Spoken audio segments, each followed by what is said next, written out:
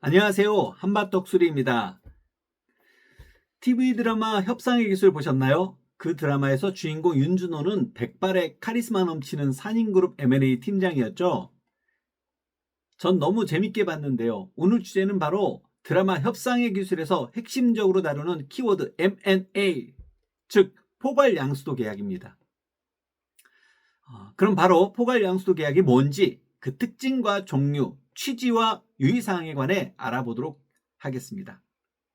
포괄양수도 계약이란 일정 사업에 관한 권리와 의무에 관한 포괄적인 승계를 목적으로 하는 계약을 말해요. 다시 말해 이전 사업장의 직원과 같은 인적인 요소와 시설과 같은 물적인 요소, 그리고 각종 권리 등을 하나하나 구분하여 계산하지 않고 일괄적으로 평가한 후 양도인과 양수인 간에 주고받는 것에 대한 합의를 의미하죠. 일명 M&A 계약이라고 해요. 포괄양수도 계약의 특징은 일단 사업자 명의만 바뀌는 것일 뿐 사업 내용은 이전과 다름없이 영속됩니다. 이전 사업자의 권리와 의무를 고스란히 이후 사업자에게 포괄적으로 승계되는 거죠. 기존의 직원도 승계되는 것이 원칙입니다. 포괄양수도 계약의 쓰임새. 요즘 많은 기업들이 이런 계약을 통해 얻으려는 목적이 몇 가지가 있어요. 예를 들면 난립한 사업체를 구조조정하려는 경우나 사업의 규모를 조정할 필요가 있는 경우, 기업 합병이나 분할할 때 일반적으로 포괄양수도 계약이 활용되고 있어요. 포괄양수도 계약의 종류는 크게 두 가지로 나눠볼 수 있어요.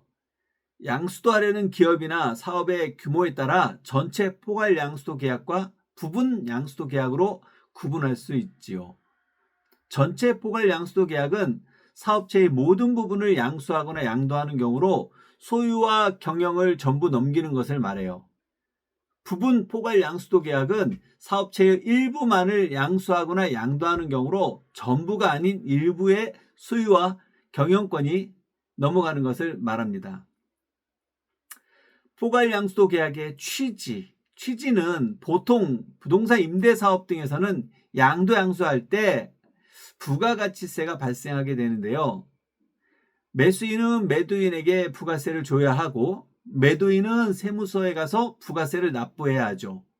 그리고 나서 매수인은 사업자 등록을 하면 매수하면서 내어준 부가세를 환급받는 순으로 진행이 됩니다. 그러니까 매수인은 부가세를 내지만 돌려받으니 원상태가 되는 거잖아요. 사실 안 내고 안 받으면 되는 일을 굳이 불편하게 할 필요가 없는데 말이죠. 그래서 이런 불편함을 없애기 위한 방법으로 포괄 양수도 계약이 생겼어요. 계약을 하게 되면 매수인은 매도인에게 부가세를 줄 필요 없고 매도인은 매수인에게 받은 부가세가 없으니 세무서에 가서 납부할 필요가 없는 거죠. 그럼 세무서도 괜한 행정 절차를 줄일 수 있어 또 좋아할 일 아니겠어요? 이런 포괄 양수도 계약에 유의할 사항이 있습니다. 첫째, 양도인과 양수인은 모두 과세 사업자여야 해요. 다만 사안에 따라 조금 달라요. 일단 양도인은 무조건 일반 사업자여야 합니다. 간이 사업자라면 해당 사항이 없어요. 두 번째, 양수인은 일반 사업자든 간이 사업자든 상관없어요. 왜냐하면 양수인이 일반 사업자로 전환하면 되기 때문이죠. 세 번째, 법인 사업자도 가능해요. 모두 과세 사업자니까요. 두 번째, 사업 전체를 포괄 양수도 계약하는 경우에만 해당해요. 양수도 계약할 때 계약 이전과 이후의 사업 내용에 변동사항이나 별도의 조건이 생기거나 하면 안 돼요.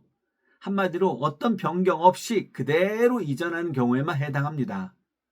다만 계약 이후에 업종을 변경하거나 임차인을 교체하거나 새로운 조건을 적용하거나 등의 조치는 가능합니다. 셋째, 포괄 양수도 계약서는 정식 부동산 매매 계약서와 별도로 작성해야 해요. 그리고 계약서에는 특약으로 포괄 양도 양수 계약임을 기재해야 합니다. 넷째, 과세기관의 승인을 확인해야 합니다. 포괄 양수도 계약을 했지만은 세무서에서 포괄 승계를 거절할 수도 있어요. 사업의 동의성이 부정당하게 되면 그럴 수 있거든요. 이렇게 되면 계약 후에라도 양도인은 부가세를 세무서에 내야 합니다. 그럼 차후에 양수인과 문제가 크게 생길 수 있어요. 계약 당시에는 포괄 계약으로 보아 부가세를 받지 않았던 매도인이 포괄 승계에 거절돼서 추가로 부가세를 부담해야 하니 매수인에게 뒤늦게 요구하는 경우가 생길 테니까요. 이런 경우를 대비해 계약서 특약사항에 별도의 내용을 포함해 두는 것이 필요합니다. 예를 들어 포괄 양수도 계약이 세무서에서 부정되어 무효가 된 경우에는 건물분에 대한 부가세는 별도로 한다라고 기재하면 되겠습니다. 양수도 계약 결정은 어떻게 될까요? 포괄 양수도 계약에서 가장 중요한 게 가액을 결정하는 거예요. 도대체 얼마란 말인가? 사업이 가지고 있는 권리와 의무, 인적 자산, 물적 자산, 무형 자산까지 포함해서 평가를 해야 하니 쉽지도 않고 입장에 따라 받아들이기도 어려울 때도 많아요. 사업 자산을 유형과 무형으로 구분해 볼 때 유형 자산은 실사를 통해 값을 평가하기 때문에 상대적으로 어렵지는 않아요. 문제는 무형 자산이죠. 이 무형 자산에 대한 평가로 인해 갈등이 많이 발생하게 됩니다.